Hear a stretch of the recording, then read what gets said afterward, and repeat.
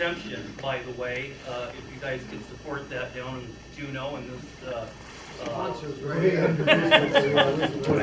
Right. Well, I'm a cheerleader here. I believe we have some land-based interests that are being overlooked.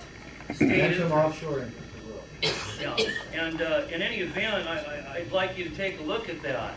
I didn't have to go really further than page 3 to see how those mines behind what's been proposed here overlaps that 90% interest, and we need to have follow-up on that. The borough here, where we're at, in Resolution 95078, really saved, as a political subdivision of the state, that 90% interest, and we've got assembly members and communities that are not following up on that, and they're rooting for the oil companies. Well, if we're not going to get our interest, then I think that we should directly benefit from the commodity to be extracted, you know. But I wanted to bring that 90-10, that section 28A1, 90% to your attention. And we need to protect our state's interests on these state lands. The people that you're up against are international operatives. They're international people. I hear on the radio where they base their reasoning, Alaska's oil and resources compared to the rest of the world, and how come Alaska's out of sync? Well, we're very unique, geographically located, our political body politic, and so I just want to express, as a grateful native-born Alaskan American from Fairbanks here, that I'd like to see those interests represented. Well, we certainly want to see the state get its best its interest taken care of. 90-10 is something that's important. And I'd like to point out something. We talk about the petroleum geologists and having the people prepared. It was Egan that sent some university professors up to the slope to say, pick out the best parcels. Because we think there's oil up there, you think there's oil up there. And those are the gentlemen, and I think that a couple of them are still around here in town, who actually knew what land to select. And there was a difference between 90-10 for the state or a 50-50 split with the feds. And all that land up there could be federal land if we hadn't had people here 50 years ago who knew what they were doing.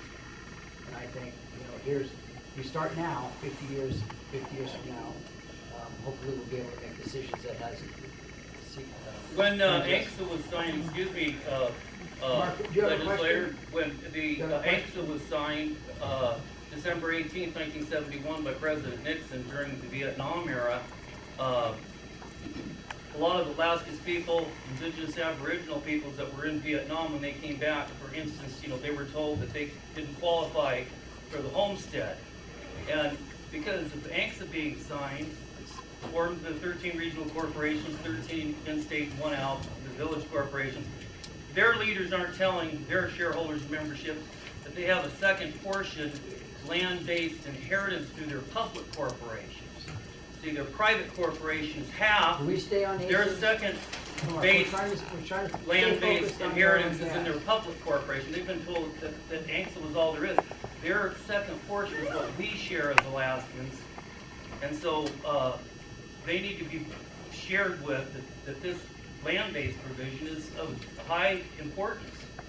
Next week at the FNA, and next week at the FNA conference, you should speak there. And well, would you submit testimony on the NPRA, the Tashishpuk NPRA, their BLM Department of Interior is accepting comments? Would you bring up State Legislative Resolve Number 5 of 2001 and reaffirm our state's 90% provision? Certainly will. Thank you.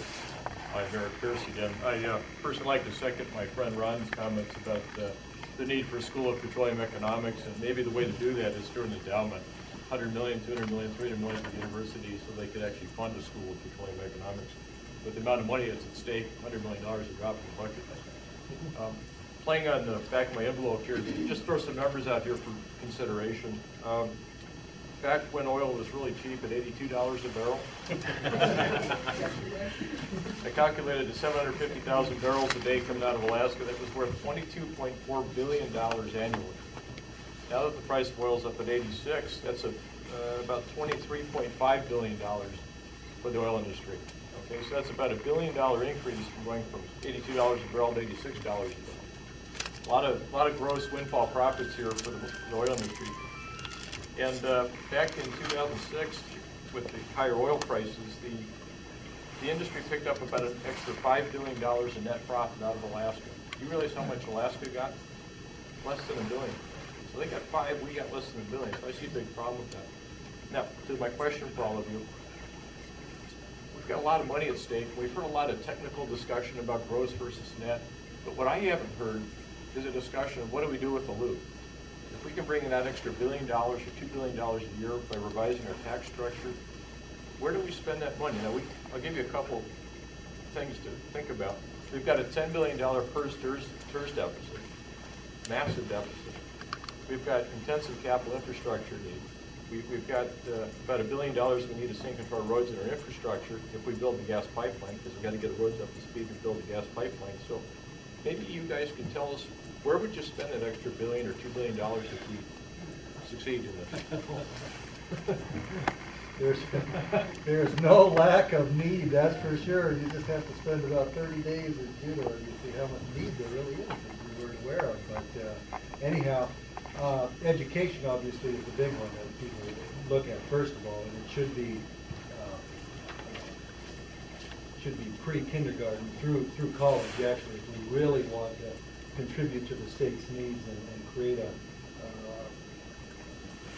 human resource that we can rely on, just like we're talking about today. 30 years later, we're still trying to get petroleum economists and get that into the university system. And in defense of Hamilton, regardless of what he's paid, he's a fairly strong-minded and strong personality. So I don't know if he demands stuff, but he does make people feel that they should be supporting the university. There's no doubt about that.